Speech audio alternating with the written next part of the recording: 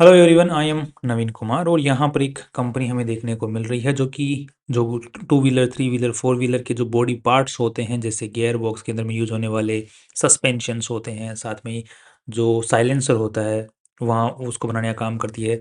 तो इस टाइप का ही जो अलग अलग पार्ट्स होते हैं उनको अपनी खुद भी बनाती है और खुद की सब्सिडरीज के थ्रू भी बनाने का काम करती है। आज से नहीं, काफ़ी टाइम से ये कंपनी चलती आ रही है।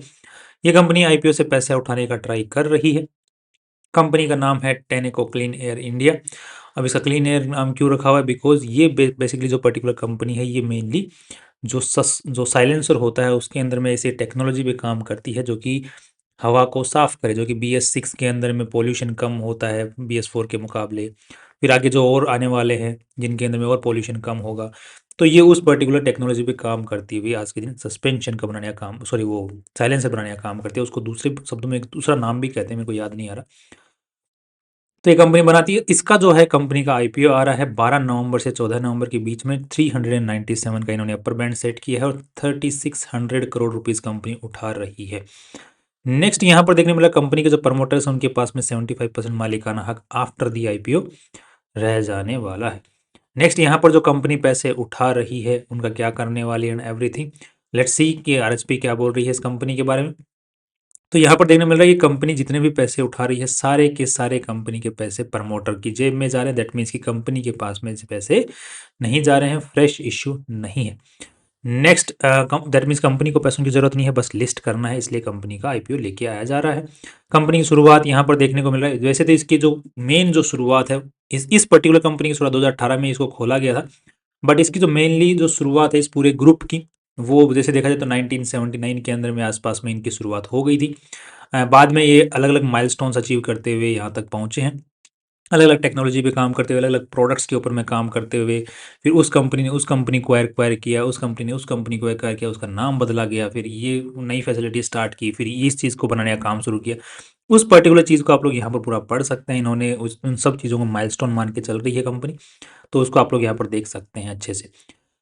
नेक्स्ट नेक्स्ट यहाँ पर देखने वाला कंपनी को आज के दिन जो मेनली हवा दे रहे हैं उनका नाम है निरंजन कुमार गुप्ता जी। दूसरे अरविंद चंद्रशेखरन जी जो है वो भी इस कंपनी के CEO देखने को मिल मिल रहे हैं। दोनों के पास में ही अच्छा खासा एक्सपीरियंस यहाँ पर इस पर्टिकुलर सेक्टर का देखने को मिल रहा है। वैसे देखा जाए तो जो निरंजन कुमार जी हैं वो तो वैसे जो कॉमर्स की डिग्री रखते हैं, साथ में इन्होंने जो अलग अलग फील्ड के अंदर में काम करके यहाँ तक पहुँचे हुए हैं।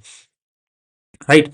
नेक्स्ट, अब थोड़ा सा देख लेते हैं कि इनकी सैलरी वगैरह क्या है। तो यहाँ पर सैलरी का तो नॉर्मली इस पर्टिकुलर सेक्टर के हिसाब से सही है, लगभग 9 करोड़ के आसपास में सैलरी का पैकेज है, सब कुछ मिला मिलो के। और यहाँ पर कंपनी का यहाँ पर जो लोगोज वगैरह है, जो नाम वगैरह है, वो आज के दिन जो इस कंपनी की होल्डिंग कंपनी है टेनेको होल्डिंग LLC, ये कंपनी जो है इस कंपनी की मेन मालकिन है, जिसके पास में जो लोगो, जो लाइसेंस वगैरह है, जो नाम की ट्रेडमार्क्स वगैरह हैं रजिस्टर्ड जो है, वो इस कंपनी के नाम पे है। इस कंपनी ने फिर इनको यूज़ करने के लिए दे रखे हैं। और साथ में ही अगर हम लोग देखते हैं तो कंपनी लोगोज को नाम यूज़ करने का, देने का यहाँ पर पैसा भी चार्ज करती है। और कितना पैसा चार्ज करती है? तो यहाँ पर 2.50% रेवेन्यू का एज ए रॉयल्टी चार्ज करती है। दैट मीन्स ये सारा का सारा पैसा, ये जो कंपनी है, जो होल्डिंग कंपनी है, ये मॉरिशियस के अंदर में रजिस्टर्ड है। दैट मीन्स कि वो सारा का सारा पैसा मॉरिशियस जाता है और टैक्स बच जाता है पूरे के पूरे ऊपर में ही। तो हमने कई भाइयों ने सुना होगा कि कंपनी, इस कंपनी को कोई दूसरी कंपनी ओन करती है, उस कंपनी को कोई तीसरी कंपनी ओन करती है, और वो जो मेन कंपनी जो ओन करती है वो बैठी हुई है मॉरिशियस, ऐसे टैक्स हेवन कंट्री के अंदर में रजिस्टर्ड होती है और वहाँ पर कोई टैक्स नहीं लगता। अल्टीमेटली गवर्नमेंट के टैक्स की, मतलब जो टैक्स बचाने का ये पूरा तरीका है, तो वो आपको इस कंपनी में देखने को मिल जाता है कि हाँ, इसकी जो मेन कंपनी है वो मॉरिशियस में देखने को मिल रही है। नेक्स्ट, जो कंपनी आज के दिन जो प्रॉपर्टीज वगैरह यूज कर रही है वो लॉन्ग टाइम के लीज के ऊपर में ले रखे हैं इसने, और इसकी जो सब्सिडरीज हैं उन्होंने सभी ने यहाँ पर मेनली जो है लीज के ऊपर में ही प्रॉपर्टीज देखने को मिल रही हैं और अलग अलग जगह के ऊपर में। और यहाँ पर ये जो पर्टिकुलर कंपनी है इसको जरूर यहाँ पर ओन कर रही है federal Mogul ceiling India limited, जो इसकी सब्सिडरी है, ये जरूर प्रॉपर्टी ये पर्टिकुलर को ओन कर रही है। बाकी लीज पर है बट लॉन्ग टर्म के लीज पर है। That's nice. कंपनी का जो आज के दिन एम्प्लॉयज़ काम कर रहे हैं वो जो मैन्युफैक्चरिंग है वहाँ पे सबसे ज़्यादा काम करें, बिकॉज कंपनी का मैन्युफैक्चरिंग का एक काम है मेनली। R&D भी होती है बट अल्टीमेटली मैन्युफैक्चरिंग करके फिर जो दूसरी कंपनियां हैं उनको प्रोवाइड करते हैं अपने प्रोडक्ट्स जो होते हैं। नेक्स्ट ये है टेनेको है, ये इसका आप लोग देख सकते हैं एंड ऑफिस वगैरह। नेक्स्ट यहाँ पर कंपनी R&D के अंदर में इतना खर्चा करती है, रॉयल्टी के अंदर में कंपनी का इतना खर्चा होता है। दैट मीन्स कि मोस्टली जो पैसा है वो रॉयल्टी के अंदर में सबसे ज़्यादा जा रहा है, R&D से भी ज़्यादा जा रहा है। ये फैसिलिटीज़ हैं इनकी, जो आज के दिन जो सब्सिडरीज और कंपनी खुद की दोनों को मिला के। नेक्स्ट यहाँ पर ये इनके क्लाइंट्स हैं और इतने सालों से इनके क्लाइंट्स पे आज के दिन देखने को मिल रहे हैं। क्लाइंट्स के नाम काफ़ी अच्छे हैं। नेक्स्ट यहाँ पर जो कंपनी का रेवेन्यू आ रहा है वो मोस्टली जो पर्सनल व्हीकल हैं उनसे भी आधा आ रहा है और बाकी कमर्शियल व्हीकल से भी आधा आ रहा है। दैट मीन्स कि कंपनी जो प्रोडक्ट कौन से बना रही है, वो जो प्रोडक्ट्स हैं ये जो गाड़ियों में यूज़ होते हैं वही प्रोडक्ट्स बना रही है। ये जैसे सस्पेंशंस वगैरह हैं भी गाड़ियों में यूज़ होते हैं, तो ये क्लाइंट्स फिक्स कर रखे हैं। ये स्पार्क प्लग्स है, ये गाड़ियों में यूज़ होते हैं, ये कंपनी बनाती है। ये काफ़ी सारे जो इंजन के पार्ट्स हैं ये कंपनी बनाती है, राइट। ये यहाँ पर साइलेंसर एग्जॉस्ट जिसको बोलते हैं, एग्जॉस्ट पाइप जिसमें पोल्यूशन से, बिकॉज अल्टीमेटली पोल्यूशन कौन कम करता है, यही इंजन कम से कम धुआं फेंकेगा, साथ में ही वो एग्जॉस्ट जितना साफ करके बाहर फेंकेगा। तो इसी टेक्नोलॉजी को काम यूज़ करते हुए ये क्लीन एयर टेक्नोलॉजी है, राइट। आप मैं भी जब इस आईपीओ का नाम पढ़ा तो क्लीन एयर मेरे को लगा कि ये हवा को साफ करने की कोई कंपनी नहीं आ रही है, उसके ऊपर मैं काम कर रही लग रही है, बट नहीं, ये एग्जॉस्ट बनाने का काम करती है, राइट। और मोस्टली R&D पे हमने देख लिया कितना खर्चा करे, दैट मीन्स की और नए इनोवेशंस की तो उम्मीद कम ही है इनसे। एंड ये जितने दिन चल रहा है, जितने दिन चल रहा है, बाकी इलेक्ट्रिक व्हीकल्स आ गए हैं मार्केट के अंदर में, जिनके अंदर में इन सब चीज़ों की ज़रूरत नहीं है, तो इस कंपनी की भी हो सकता है थोड़े दिनों में ज़रूरत ना हो, इस कंपनी की और कंपनी के सब्सिडरीज की भी। नेक्स्ट अब थोड़ा सा देख लेते हैं कंपनी आज के दिन कितना पैसा इस पूरी कंपनी में लगा हुआ है। तो यहाँ पर देखने को मिल रहा है 3000 CR के आसपास में लगा हुआ है, जिसमें से इन्वेस्टर्स का जो पैसा है वो लगभग 1600 CR के आसपास में लगा हुआ है। दैट मीन्स कि आधा पैसा उधारी का आधा पैसा कमा कमा के किया हुआ है, right. That is nice. And बाकी अगर हम लोग कंपनी के रेवेन्यूज़ की बात करते हैं तो revenue is continuously since last year it is decreasing. यहाँ पर देखने को मिल रहा है कि 4800 CR का रेवेन्यू था, यहाँ पर देखने को मिल रहा है कि 49, यहाँ पर 5537, बट अगेन यहाँ पर डिक्रीज देखने को मिल रहा है। और यहाँ पर अगेन हम लोग देखते हैं तो ये 3 महीने का है, तो 3 को अगर हम लोग 352 तो लगभग 52 के आसपास का अगर हम लोग देखते हैं तो अगेन इससे नीचे ही देखने को मिल रहा है।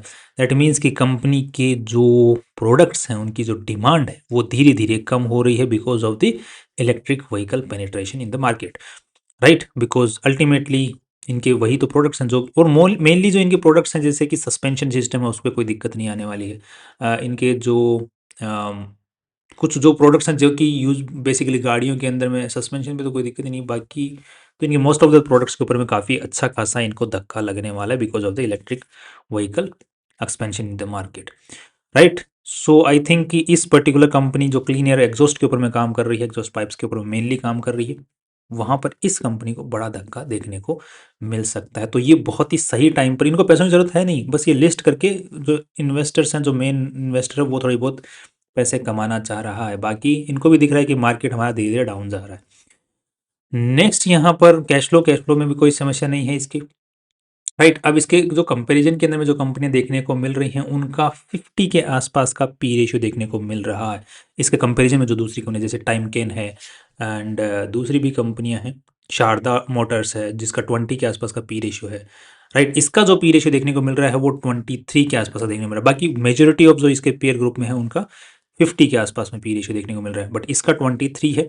आफ्टर दी आईपीओ अगर हम लोग यहाँ पर चेक करने की कोशिश करें तो आफ्टर जो ये है 550 और यहाँ पर जो पूरी कंपनी की वैल्यू लगाई गई है वो है 16,000 CR। सो 16,000 को डिवाइड कर दो 550 के आसपास से, तो यहाँ पर 2030 के आसपास का पी रेशियो देखने को मिल रहा है लास्ट ईयर के डेटा के अकॉर्डिंग। दैट मीन्स कि ये अच्छा खासा इन्होंने वैल्यू लगाई है। But the point is future, अब जिनके साथ में कंपैरिजन किया गया है उनके प्रोडक्ट्स ऐसे हैं जो कि इलेक्ट्रिक व्हीकल्स के हिसाब से फेमिलियर है, उनके अंदर में यूज़ होने वाली चीज़ें हैं, वो पिवट कर चुके हैं। बट ये जो है पिवट अभी नहीं कर रही है पर्टिकुलरली, इसके काफ़ी सारे प्रोडक्ट्स हैं वो ऑब्सोलीट हो सकते हैं इलेक्ट्रिक व्हीकल्स की पेनिट्रेशन की वजह से, तो जिसकी वजह से इसका जो 29 का जो पी रेशियो चल रहा है वो भी ज़्यादा लग रहा है बिकॉज उनमें ग्रोथ है, इसमें डी ग्रोथ है, राइट।